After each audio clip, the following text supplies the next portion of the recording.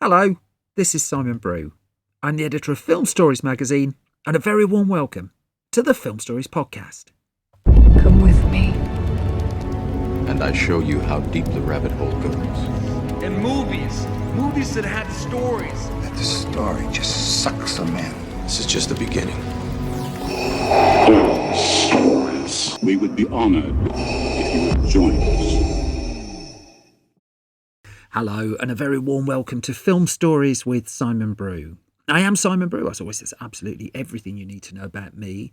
The aim of the podcast, though, well, it's given away in the title. I'm here to talk of the stories of films, and I tend to talk about production stories, marketing stories, release stories, production stories, all those ingredients, really, that go towards making the films that we know and sometimes love. Just that, the films that we know and sometimes love.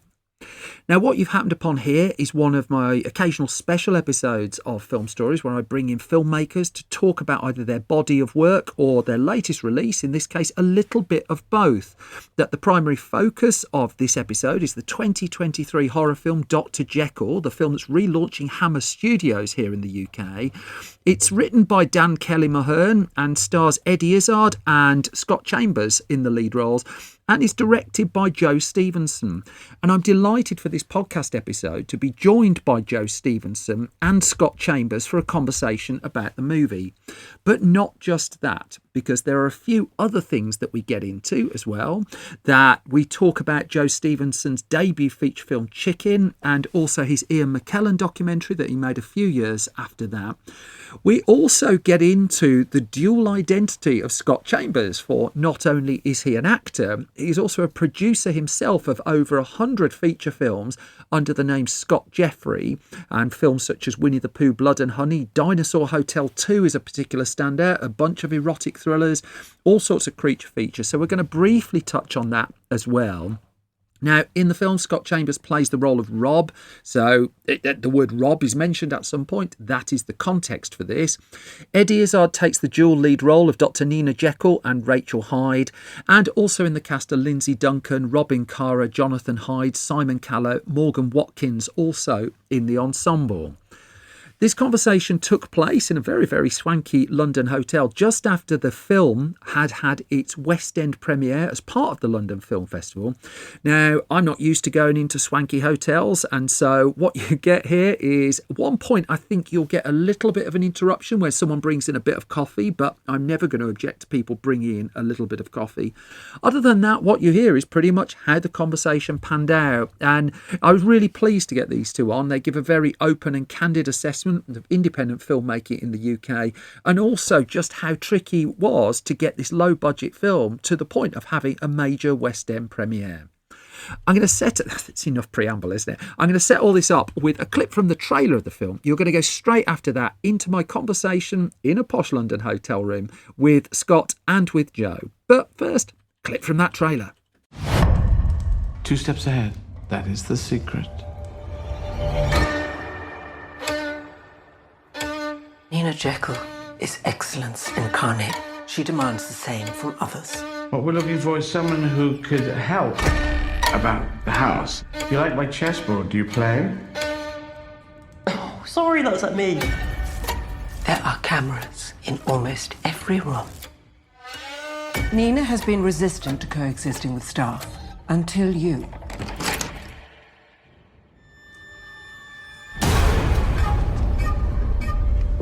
I think you're working for Nina Jekyll, all alone up there.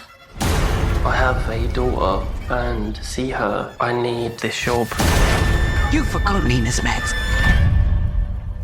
Ari is lucky to have such a determined father. Maybe I am the making of you. So I am joined by Joe Stephenson, the director. Hi. Hello. Hi. And Scott Chambers, which is one of your names, which we will come to shortly, the co-star of Doctor Jekyll. Hello. Hello. I mean, first of all, you both well? Are you? Yeah, a little time. I'm not surprised. I've been following, Joe, your social media account, which makes writing questions for this really, really easy. Really? Okay, that's interesting. So there was a post you put up just before. No, I haven't gone into the burner account. There was a post you put up the night before we're recording now. Yeah. Where you talk about you've made a sub £1 million a budget film in the UK, and here you are at a West End premiere. And again, this is audio, so just to paint a picture, this was above the posh Odeon on Leicester Square. Big, huge poster for your film and a West End premiere. I mean, just before we get into the nuts and bolts, can you just try and capture what that's like? It's still, I mean, it was literally last night, so I don't really know that I fully processed it myself. I think that, I mean, for me, it's the sort of thing that you always want, obviously. It's sort of, you kind of enter the industry and you want to be able to go like, yeah, I'm going to direct a film that's going to premiere at the Odeon Leicester Square, and it's going to have the posters and the barriers and the everything. And you always want that to be a target. And I guess when you make a film on the budget that we had, you don't think it's got that film. You think that that's a stepping stone to it. And so then for this film to have had that, it was surreal. It was just a very surreal kind of thing of like, oh, hang on, like there's all this going on and there's people coming down for it, and there's like it's 780 screen cinema. And I said at the intro for the film, I was like, that last film I watched here was Oppenheimer, which had 80 times our budget. And it's just very surreal, very, very strange, and lovely, absolutely, completely lovely. It's also the thing I wonder, just from an indie filmmaker's point of view as well. I talked to loads of indie filmmakers, but getting 800 people in one room just to watch a film, I mean, you generally have to be Oppenheimer level to be able to attract that in. So did you sit in the room as people were watching your film? Yes, there's I've been to a premiere there once before, and I went because I made a film on Ian McKellen before. And Ian very kindly invited me to a premiere there, and it was like the last X-Men film that he did.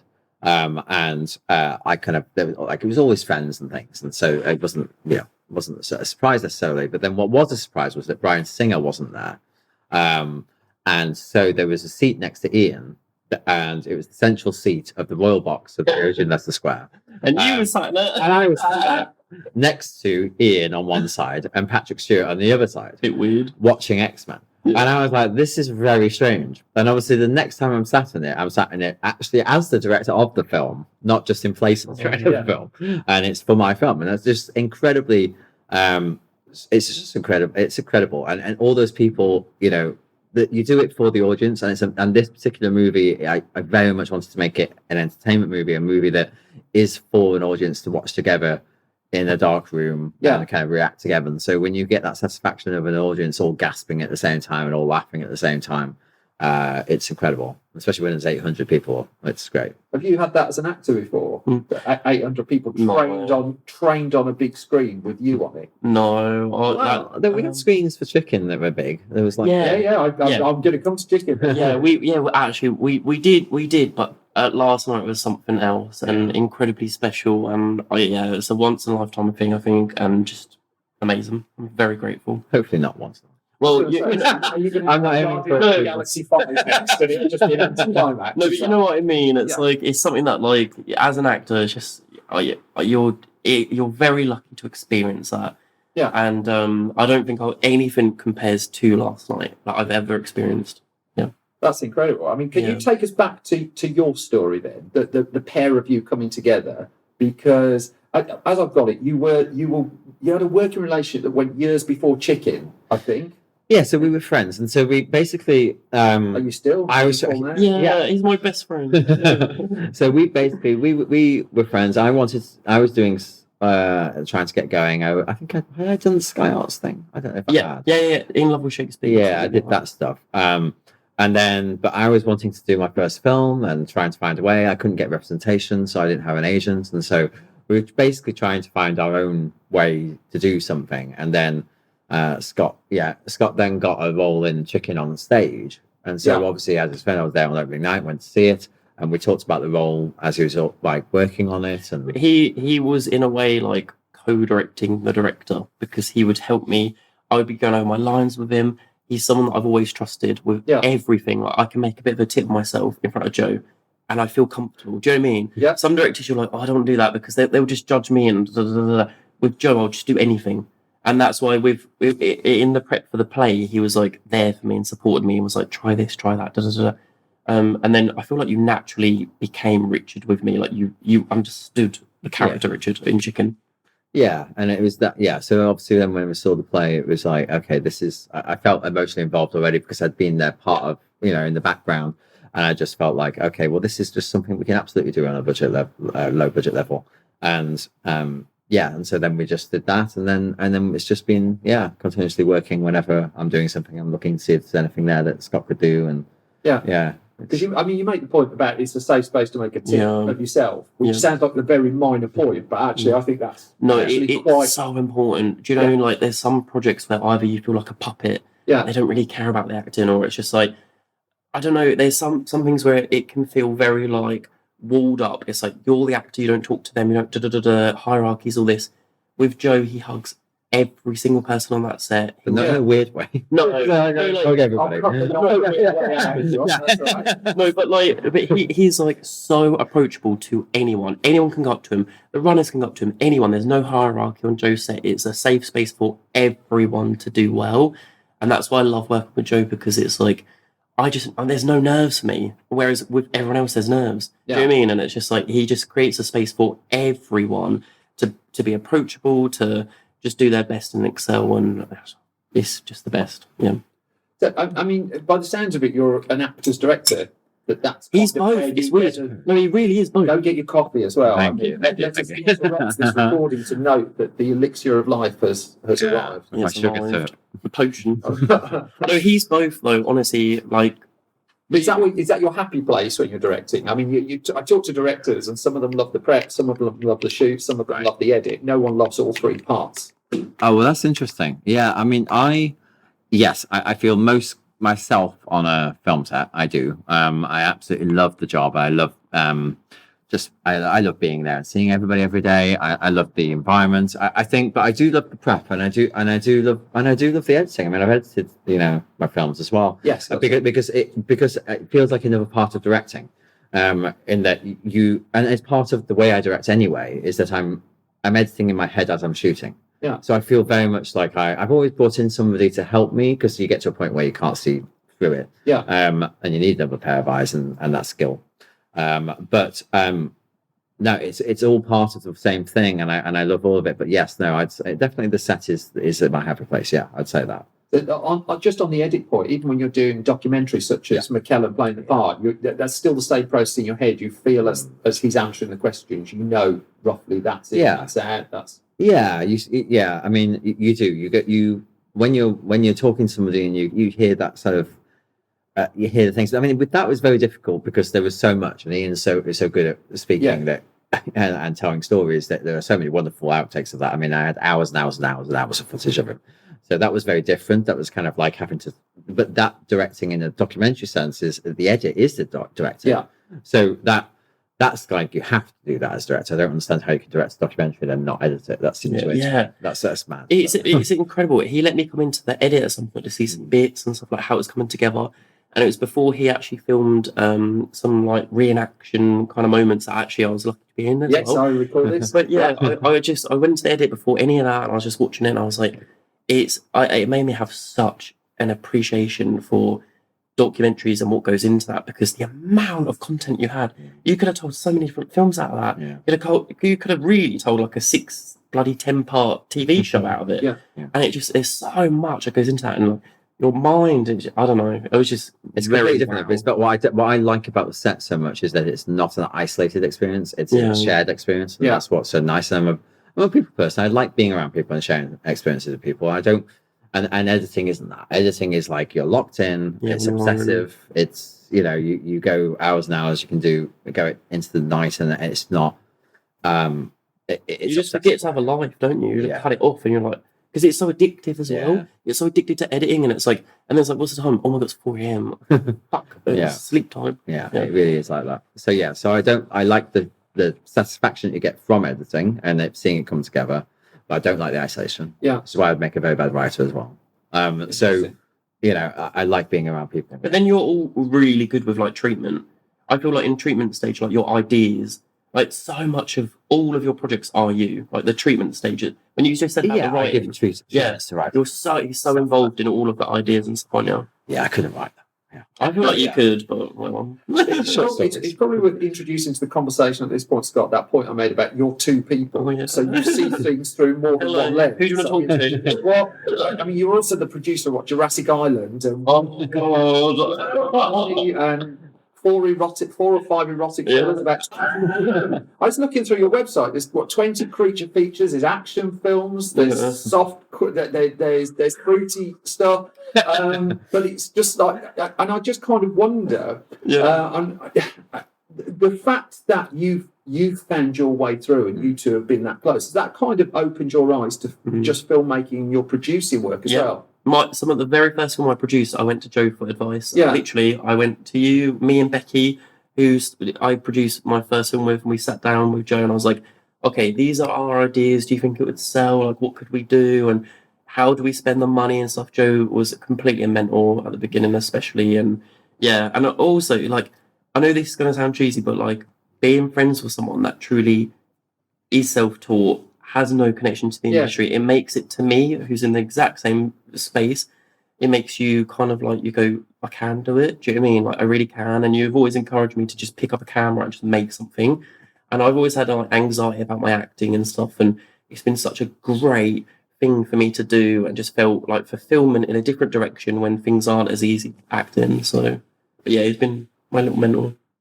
Oh, that's great. Joe, I'm going to throw back something you said around the time of Chicken, just in terms of, I love quoting people's quotes back at them. Okay, that's dangerous. It was interesting because, I mean, one of the things we've tried to do with film stories is just kind of show some kind of reachability of path to making, that's a phrase, isn't it?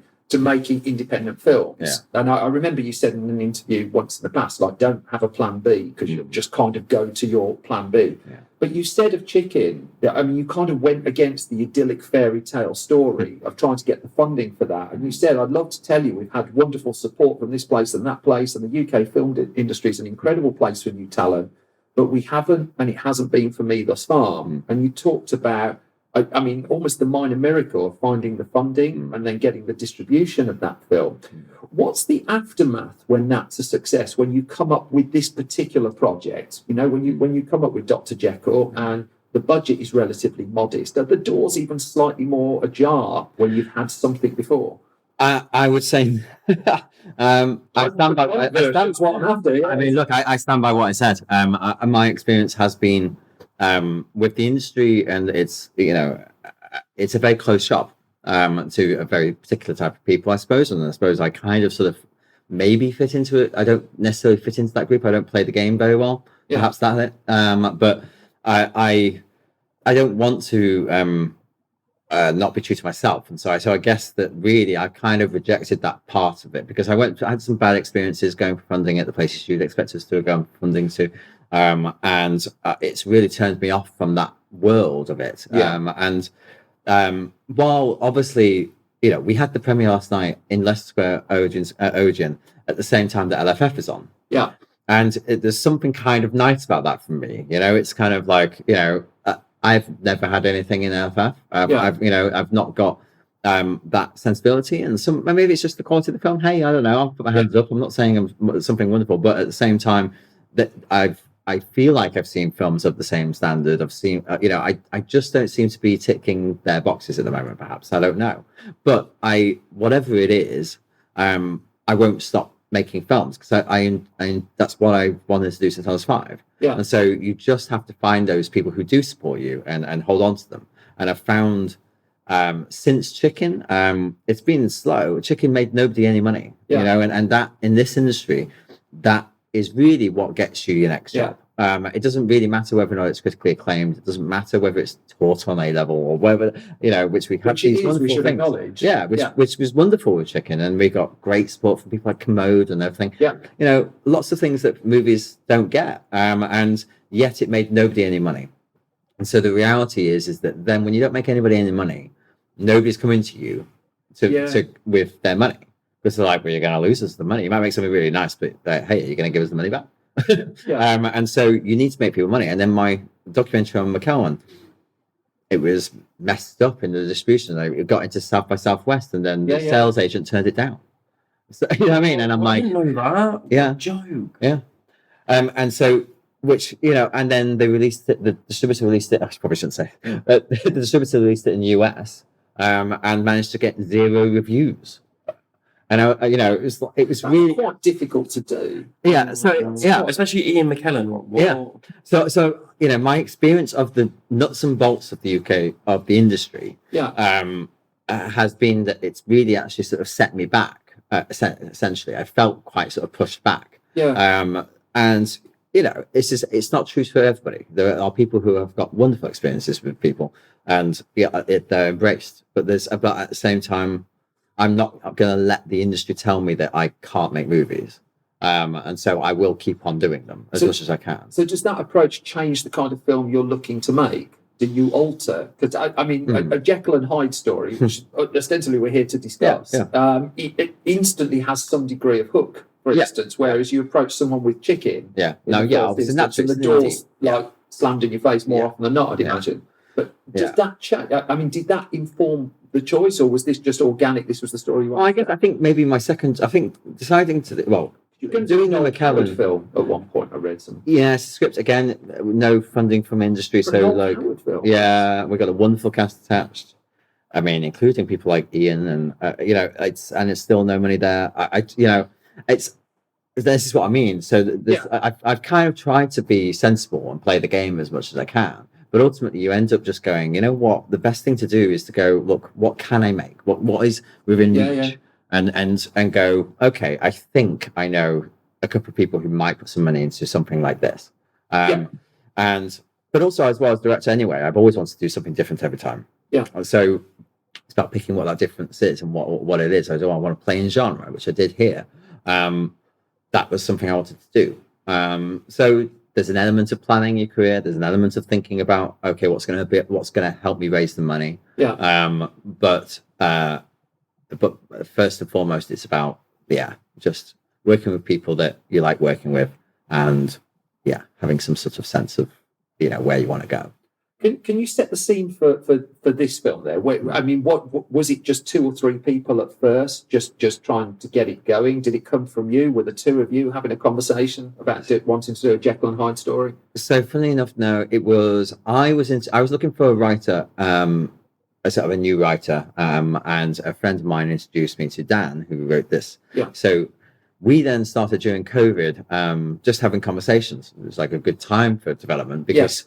Really the only thing that could happen. So we would have phone calls and we'd talk about concepts and different ideas. And I knew that I wanted to do something with Scott. Yeah. And I knew that I wanted to do something with pair Scott with a name and make it very much a double-hander. And we're kind of talking about different ideas.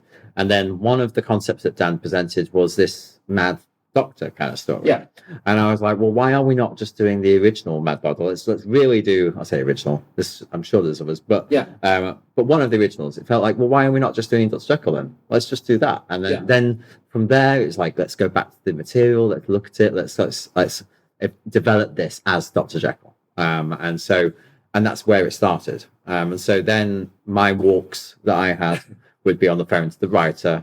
And he was turning in drafts, and we were getting there. And it was really good. And so it was always going to be Scott versus a Jekyll. And then it was a bit Batman versus Superman. Yeah. You could make a cheap version of that. Actually. Honestly, 20 grand, I'll sort it out. Love it. Got the next one. So how early were you in the conversation? When was this presented to you? Yeah, quite early. Even hearing it right now, it is actually really weird because it's like I said it earlier in an interview, but it's like, so I was like, I remember walking my dogs on a field in COVID and like where you couldn't do anything. And he was just telling me about it and saying earlier, he's saying it made it for me sort of thing. And I was just like, it's just so nice. Do you know what I mean? Because it's like, he could have got anyone, right? Like boys of my casting, there's like your 5 go-tos that get every bloody role. And then you've got the ones a little bit below that, got the Netflix shows, and then you've got no ones like me. And it's like, you could have got anyone, and it's just so nice. Like, just hearing all this, it's just so sweet, because he doesn't need to do this, and this is truly a good person sat here. Because, it's just amazing. But I got the call on a field, walking my dog, and I never completely believe stuff just because, not with Joe, but like, there was another project that someone said that I was going to get after Chicken, and then they ditched me for a name, and that actually never ended up happening, but it's just that thing. Do you know what I mean? Happens And a lot, doesn't it? yeah, but yeah, I heard about it on the field. Walking my dogs. So if Ryan Gosling had rang up saying he'd take the role, would you have just dropped him on the start? I'd be like, I'd be like, let's write a role. Let's write a role for Ryan. Yeah, absolutely. It's not. We should state as well. This is the co-lead role as well. The film doesn't work if you don't work. Oh, no. Yeah, there was a lot of pressure with From that. start, middle, and end. I mean, going as light as possible on it. Yeah, with my character work, it was like, because if you look at this and you think about this type of character, and I always try and think, like, what are other actors not going to do? So when I audition for stuff, I always try and think, how do I stand out? You're going to see about 100 tapes or more or blah, blah, blah, blah, blah. How do I stand out? And I thought the same with this. And it was like, what can I do? What would other people not do? What is also likable? You've got to spend all this time with me. And if you think about your stereotype or your cliche for this role, I'm not that. And also, I don't know if that's that likable for this period of time. And then I looked at stuff like Euphoria, Zendaya in Euphoria. I think she did such a great role. And obviously, I haven't got heroin addiction in this film, but that is a massive part of his backstory. And I've never even done a drug. So, you know, I had to really get my head in that. And I loved what she did in that because I truly think it wasn't a stereotype. I feel like it was a real girl, a real grounded, normal girl who'd fallen in this situation. And that's what I wanted Rob to be, this anyone, you know Rob, you've met Rob, and it's like he fell in this situation. And my big thing was, don't judge a book by its cover. Like, he might seem like this like down and out loser, but he's not. He's got this hope, this determination, but obviously that goes against him because he's so desperate that he will do anything. And that's the whole thing. Be 2 steps ahead. It's like, because as an audience, like, that's the whole quote of the movie, be 2 steps ahead, because with the audience you can maybe try and get ahead of Rob, but Rob is going to have this like glaze over him because he wants, so he just wants he wants his daughter back, and he's got these stakes, and this glaze will come down. So you've also got that interview scene right near the start. I love the interview scene. I want to hear about the shooting it, because you're using their humour to disarm us quite a lot as well, and using humour so that we underestimate who we're kind of looking at. I'm genuinely interested in the putting together of that scene, but I'm also interested that you've got a lot of sequences in enclosed spaces with 2 or 3 people in a room, and it sounds like the dimmest question in the world. How do you direct that? How do you make that work in the way that you did? I'm constantly wanting to. So, I mean, when you have a limited amount of rooms and you've got an interior film, the biggest thing is trying to make sure that it never feels like it's repeating itself. In terms of, like, if we're shooting in a room more than once, which we did obviously a few times in this film, you want to shoot it a different way. You're always looking for different ways to open up the space, to change the way an audience is interacting with the space and the characters interacting with the space. So that's a big thing. And so when you're blocking the scene and you're looking at it, you're going, you want to be motivated by the characters, and since the characters are on a journey, every scene should be different, should have a different motivation, should be coming from a different place. And so you want to, if you're going with the characters and that is your focus, then that will inform your decisions in directing. And so when you're in a space, you're driven by the character, and because the character's in a different space, it should feel different. Does that make sense? I don't know if that really how surgical then? This is, and this might be my pretentious question. I don't know, but how surgical are you on the power dynamics within each scene, and how that changes how you shoot them? I like allowing. We'll always do a bit of a sort of run through of where we feel we are, and then we'll always do a couple of takes to kind of warm up. It's always the case. We want to warm up, and it's nice to get that on camera, because sometimes there's some stuff that just naturally happens that once you start thinking about it too much, you lose. So the instinctual stuff. The rehearsal, that's right. Yeah. So it's nice to do that, because there is some magic that happens when things are fresh. But then it's then we have an opportunity, hopefully, if we've managed the day correctly, to play with those dynamics and kind of go, hang on, what if he's reading that in that line? And what if she's saying it this? What if she emphasizes this in a way that makes him feel this way, or that he says this, which kind of triggers this? You get to play and massage the scene, I guess, and play with those dynamics. So you maybe give yourself a little bit of choice in the edit. You have, a lot of the time I'll know on the floor that this is the one that I'm playing with, and this is what I like.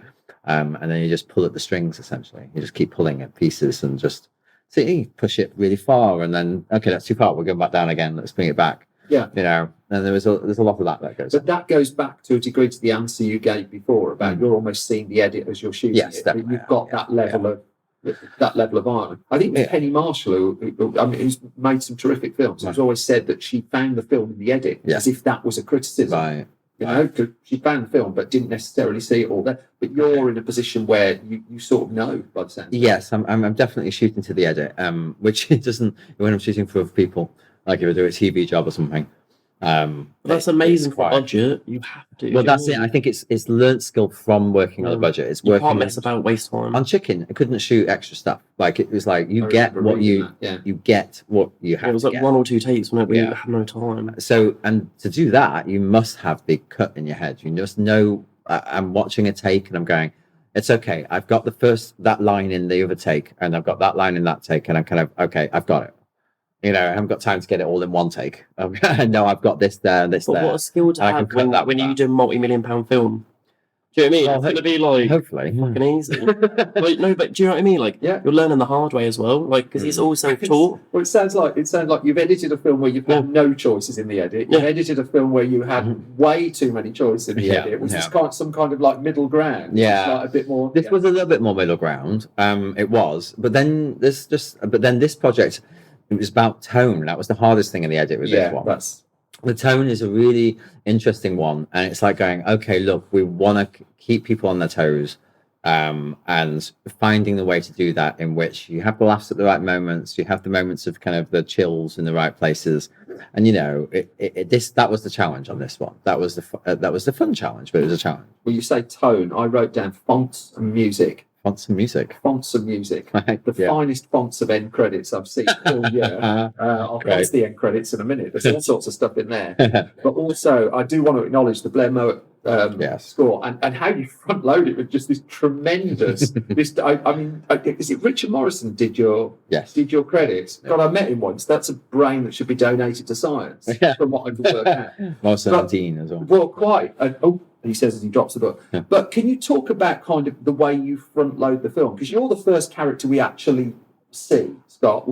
But by then, I've seen a bit of Edward, Plan 9 from Outer Space, if memory serves.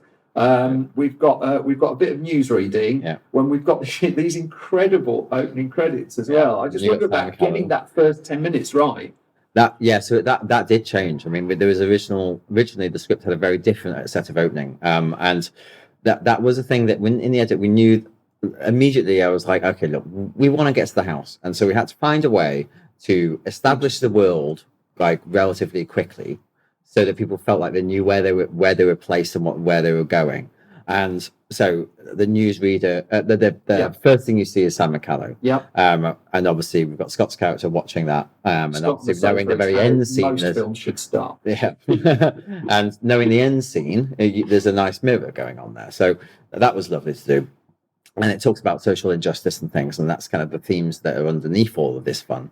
And then you've got the newsreader is setting up the world that somebody's gone missing, a young boy.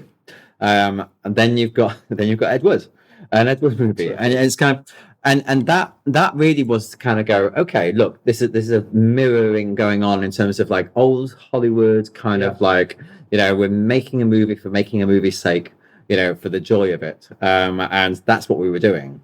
And the title sequence.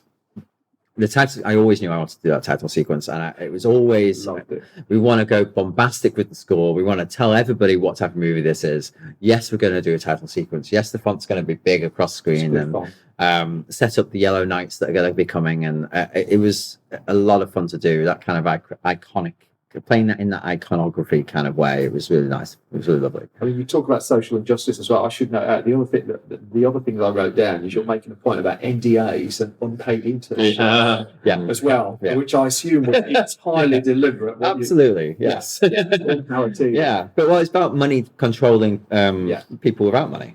It's the power that you have. If you've got loads of money, you have a lot of power. And I say that obviously now that we've got a billionaire who's just bought Hammer, and they've I spotted that. But it's lovely man. Lovely man. That's a new one. That's really nice. So Scott, I seen this question asked of Eddie, and she's given kind of a perspective on it, but it's your brain I kind of want to go into a little bit, because you've talked a little bit about the trust between the two of you, and you've also trusted almost about the inherent nervousness in acting and exposing yourself. And then you're opposite Eddie. Yeah. Two Eddies, effectively. And I'm just curious how you built that relationship, because a lot of this film is powered by the two of you on screen. What was the off-screen like? What was the prep like? What were the conversations like? Well, yeah, like the prep. So the whole journey of the film was a bit weird, because the script, like it was like tonally, it read very different to what we ended up making, wasn't it? Really, it was like very serious massive and evolution, quite bleak. And if you've seen like Saint Maud, it had more that vibe. Thank you for bringing back the ending of that to my head. I love that. I just managed to start sleeping again. Well, can't now. But it gave me that vibe. It was like really tonally bleak, and it didn't really have any humor. Like, it was very dark, great but dark. And then the casting kind of like was up in the air for Dr. Jekyll, and then all of a sudden Joe was like, I might have Eddie Izzard, and I was like, that's so different, but this makes so much more sense for Joe. But the funny thing is that when we were developing it, and there was this darker script that was more serious, you weren't. No, I didn't know what I was kind of felt like I was trying to make. This isn't quite me, and he said it to me on the phone when we were chatting. You went, don't know what it is. This ain't me, and then it fell into place. And then when Eddie got cast, I went, this makes fucking sense. And then you went, and then the whole thing started coming together. The humor, and Eddie brings much humor, and when I'm in scenes with Eddie, it's like she keeps you on your toes because she likes improv. I love improv, so I love truly being in the moment and just reacting. So there was that was just, I didn't know what to expect at points, and we interviewed Eddie for I think 6 minutes to midnight, and one of the things that that she was fairly adamant about is she doesn't do comedy in film. No, it's like a very strict rule. That on film it's drama. Yeah. And I think people might approach this film expecting Eddie to do the comedic lifting, and actually it's on you. Oh yeah. Well, I feel like she's quite funny in the end, and I kept giggling. She's not funny, but she says she doesn't overtly go. No. Them come out of the drama. Totally. Yeah. I feel like mate. Do you know what it was like? When I was looking at my arc of the story, it was like, again, because I was originally working on when I was obviously working on the original script and not knowing where this was going to go. Yeah. Before Eddie was cast, I've been working on it and stuff, and I was thinking, this arc is like, I could make this a really like heavy movie just in whatever I do. Like, it's just like, you've got to spend all this time with me if I'm constantly like, oh, do you mean?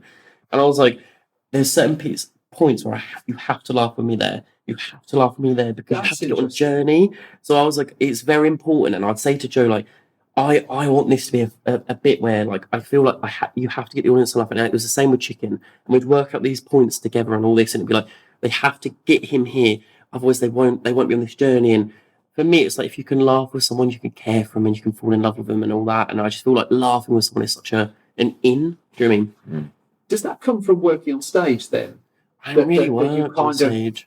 Sorry? I haven't really worked on stage. I was only lucky enough to do 2 plays, and they only lasted a week. So you couldn't really get a feel for an audience response to work from that. That's honestly, not massively. Only because I'll just be honest about like my career, and because anyone listening, I want them to know, like, or reading, I want them to know, like, this. Anyone can do this. Like, I'm not trained. I have no industry ins, nothing. Yeah. Same with Joe, and this is just, I don't know, like, comedy. I just knew, like, there's certain bits where I was like, somehow I have to get people to laugh, and I don't know how. Like, I don't play comedy. Joe just giggles behind the monitor, and I'll go, and he'll look at me and nod, and he'll be smiling, and I'll be like, okay, I think that's cool. It's always the case, like, the thing about. I think the thing is that, yes, I'm always looking for. I want people to have various emotions while I want it to be an emotional roller coaster. Anything I do, I want that to be, because that's the magic of movies. Is that you can feel so many different things. Or you can go in not knowing anything about anyone, any character, and find yourself emoting in all these different ways, and that's the magic of cinema to me. And yes, it's always been the reason why E.T. makes you cry is because it's made you laugh. Yeah, and that's really is it. And I think that's the the Spielbergian kind of thing that I love, and that's what I always kind of. So yeah, when finding out that like, okay, this wasn't working, I felt like I was trying to tick the box for the industry, and I was trying to, in a way, I sort of thought, but this isn't feeling right. And then as soon as we found that with Eddie and with you. Well, the other casting options, honestly, I don't know what this film would have been, because the other casting options... It's Ryan Gosling, just as well, you know, with the other casting options with Doctor Jekyll, like, no one was cemented. It was just ideas that Joe was saying to me, and when I was prepping the script, I was prepping it in a very dramatic way. It weren't like this comedy fun vibe that we end up with, and I was prepping it in like a kind of like, you know, Fish Tank, you know, like the British film that was, you know, called. I was looking at it like that. And then the casting options he was talking about, I was like, cool, that works for this. And then as soon as it was Eddie, I kind of went, okay, cool. I've done this work, and now let's just shake it off. Do you know what I mean? And like, just see what happens, because I feel like this is it. But it all made sense. And I'm glad it wasn't that, because it'd have been a dreary. It would have been, no. It's exactly what it should have always been. I'm really pleased that we got to where we got to it. I'm deliberately being spoiler light, so the closest I'm going to get to the ending is the end credits. Right. And some of the special thanks that you put in the end credits. I don't know if you think people don't see these. I don't know. Not many people do say Chester is not an abomination. Yes, which will make sense when you've seen the film. Yeah. Cherry Pickers Lionheart events. I didn't know. Did you have Cherry Pickers? Yes. We did. But this is the thing. Is like on a budget like this, you have to try and find a way to do things, and companies. Genuinely, why I asked the question because I just think indie films, you find out how they're made, part of it by the list of special thanks at the end. So absolutely, and they were a lovely team because the house, we obviously as soon as you're upstairs in that house, filming, you've got to get a light up there.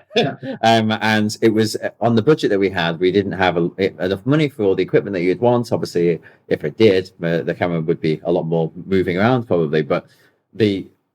Certain things you just can't be without. Otherwise, it was never going to have the look of the film that I wanted. And so, Cherry Pickers up there. With the lights on. I like as well that you list the individual locations. Yeah. And I just wonder if that's almost you passing the knowledge on to the next person. Well, it's also a thanks to the locations, because I think that you know, when you don't have the money, it requires quite a lot from certain locations. It's quite a lot to have a crew come in and kind of mess around and be there for ages and be there till late hours. Damage your home. And the people whose their stately home, I mean, they were so wonderful in that house. Was it all their pictures as well? On the wall, all except Eddie. Yeah. And we slept there. Yeah, we did. We slept in the house. I played a Ouija board in there. It didn't work. Okay. But Robin couldn't. Robin was scared. Oh, yeah. So Robin, who plays my ex-girlfriend Maeve, so there's a point where I got upgraded into a bigger room, and so I got in this bigger room, and then she got into my old room, and she was like, she wouldn't sleep there. And I was like, what are you on about? And she was like, it's haunted. It's something like, oh, whatever. But then I kept going, like doing little go laughs to make it. And I was shaking her hand as well, trying to wind her up. Yeah. I mean, I have to ask the question: have you never asked him to like direct Jurassic Island 2? No, or something like that? I have asked him to direct. I think it was Bambi the Reckoning, which hasn't filmed yet. Okay. But no, like he's too classy for that. But we are working on something together. Because I with my producing and writing, I do write stuff that I put a lot of effort into. Yes. And there's something that we're working on that I'm fucking excited about, and he's perfect for it. So that's really cool. And I mean, we're pretty much out of time, but I just wonder, can you just kind of encapsulate kind of where we are now? Because we are the day after this premiere. You have made a film that, by the sounds of it, changed quite a lot. Yeah. As you were doing it, and yet you said at the end there, you're really pleased with how it turned out. I am. And no one sits in an interview and says they're really pleased. I love that. That's great. Well, I'm just really proud of a film that, you know, ultimately didn't have the amount of money. We wanted to make something that we ultimately should have had 5 times, 10 times the money that we did have.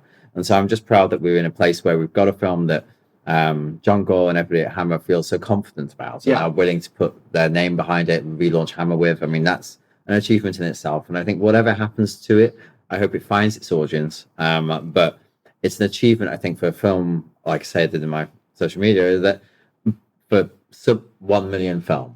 To have a Leicester Square premiere, to be sat here doing this, you know, you have to just kind of try and enjoy the moments when you have them, because you never know, I might not get to make another film. The industry might not let me. So I'm just going to try and say I'm pleased and happy to be doing that. And someone that's self-made. This film was self-made. This is all you from beginning to now. And look, literally Leicester Square, like. And look at the hotel room we're in. Yeah. I mean, exactly. Everything about it is like this was made from his mind in his probably bedroom, and then here we are. Do you know what I mean? It's a huge achievement. And Joe Stephenson and Scott Chambers, thank you very, very much. Thank you. Thanks. And that was my conversation with Joe Stephenson and Scott Chambers, primarily again about Doctor Jekyll, which is in UK cinemas from the day this podcast is being recorded, the 27th of October 2023. You'll be able to find the film playing around the UK. It's well worth seeking out as well. And that really brings to the end this latest special episode of Film Stories. If we've not bored you completely, well, if I've not bored you completely, you can find more from me on Twitter and Blue Sky at Simon Brew. More from us on Facebook at facebook.com/filmstoriesonline. youtube.com/filmstories is where you'll find some of our video stuff. And if you go to store.filmstories.co.uk, that's where you'll find our assorted DVDs, well, Blu-ray, and magazines for sale. If you go to filmstories.co.uk, that's updated every weekday with movie news, reviews, features, mayhem, all sorts of things like that.